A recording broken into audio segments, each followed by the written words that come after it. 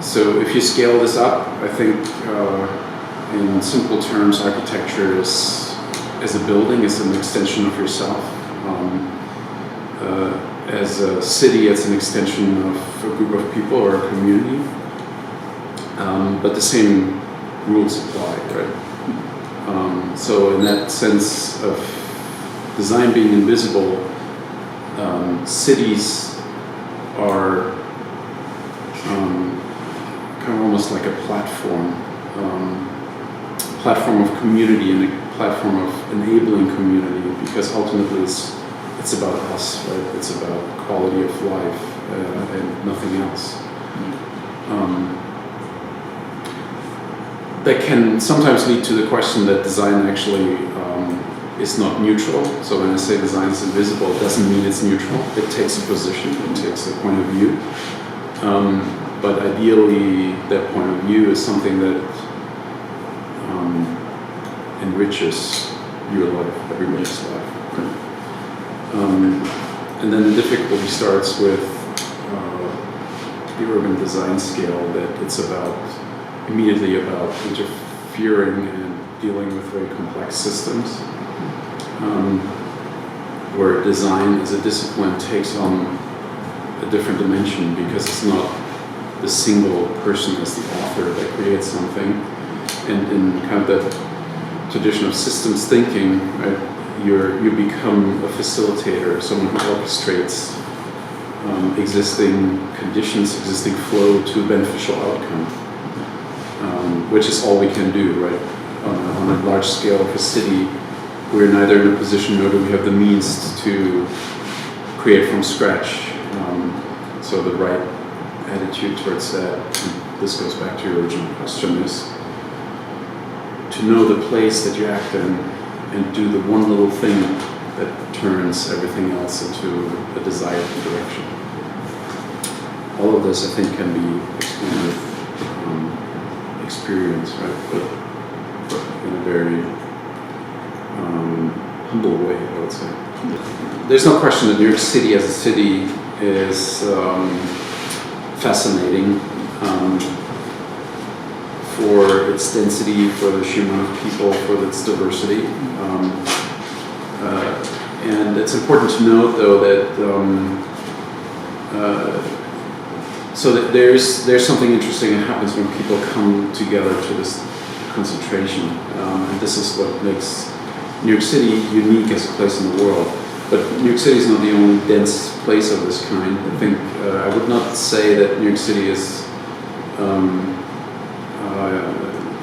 the most impressive city, or I don't remember how you framed it, right? Because there are, I think, a lot of similar places in the world. But to me, what's interesting in observing something in New York City is that there are certain conditions that come together that create a very unique cultural outcome, which interestingly is, and it only happens in cities, connected to the fact that certain things are not controlled and not excluded. Cities, by definition, New York City is always about inclusion and new people coming in, with an idea that certain civic liberties are granted that make it the thriving place, culturally and economically thriving place that it is, which means there's no judgment of only including what you like to include. It's part of the nature of New York City to allow the unwanted to exist at the same time as the wanted, because again, from the point of view of the individual, we know that if we try to create desirable places that are controlled by a small group, you don't get these types of cities. So there are other examples in the world that similarly have created these kind of like melting pots of, cultures, economies, people, that are also based on the fact that you allow also the contrast and the unfamiliar, right? Anonymity is very, very important. Like whoever you encounter in the subway and you say that's typical New York City and they're only here, right? Is based on that agreement that everybody has access.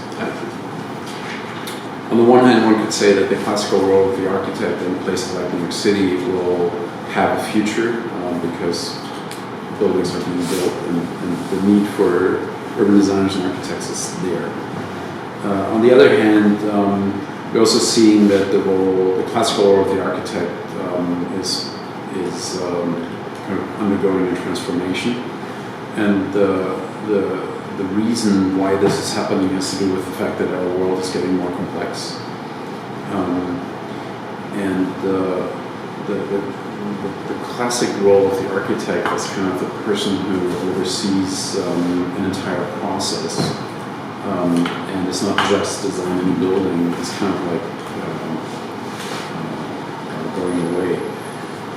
But at the same time, there are very few professions that allow one to get trained in a certain way of thinking that is very, very much relevant for the type of problem solvers that you need today, which is not problem solving based on, let's say, scientific, mathematical, engineering thinking, but problem solving from a very creative point of view. And this is what architects are trained to do, right? Design, in that sense, is finding elegant solutions out of a very complex, messy confluence of influences and circumstances, so that you don't find linear answers, one problem, one solution. You have lots of problems and you find the one solution that kind of answers to all those problems. And I think architects are uniquely positioned to be those creative experts and problem solvers. And I think we should work on explaining that to the world a little bit better, so that the perception of what architects do kind of can migrate into that arena of being creative thinkers that can